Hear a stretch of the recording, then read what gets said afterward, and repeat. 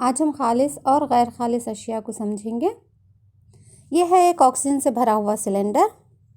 اس میں ہر جگہ پہ آپ کو آکسیجن کے سالمے یعنی کہ مالیکیولز ملیں گے۔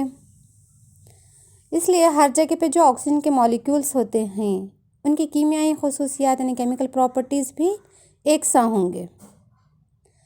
تو اس شے کو ہم یعنی سلنڈر میں موجود جو شے ہوتی ہے وہ شے پیور یعنی کہ خالص کہا جائے گا۔ اب اگر ہم اس میں کچھ نائٹروجن ملا دیں گے تو کیا ہوگا؟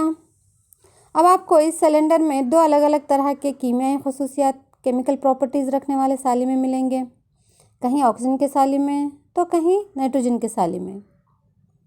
تو اب یہ شے یعنی کہ یہ چیز کیا ہو گئی؟ امپیور ہو گئی، غیر خالص ہو گئی۔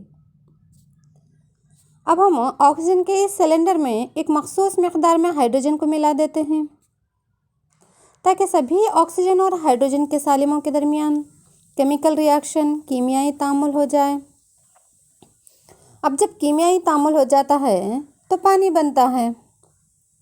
اب آپ کو اس سلنڈر میں ہر جگہ پر یکساں سالمے یعنی کہ سیم مالیکیول رکھنے والے پانی کے سالمے ہر جگہ ملیں گے، اور ہر جگہ پانی کے سالموں کی کیمیائی خصوصیات بھی یکساں ہوں گی۔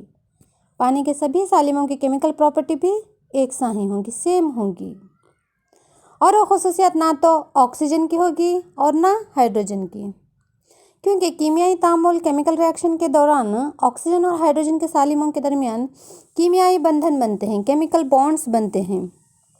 تو کیمیکل بانڈز بننے کے دوران آکسیجن اور ہائیڈروجن کے پراپرٹیز کیا ہو جاتے ہیں؟ غائب ہو جاتے ہیں، اور ایک نئی خصوصیات رکھنے والے سالمے یعنی کہ پانی کے سالمے بنتے ہیں۔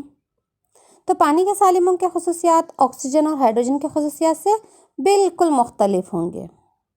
تو ہر جگہ پہ سلنڈر میں پانی کے ہی سالمے ہونے کی وجہ سے اسے ایک پیور یعنی کہ خالص شے کہا جائے گا۔ اس طرح ہر ایک کمپاؤنڈز یعنی مرکبات ایک سے زیادہ عناصروں سے مل کر بننے کے باوجود وہ پیور یعنی خالص کہلاتے ہیں۔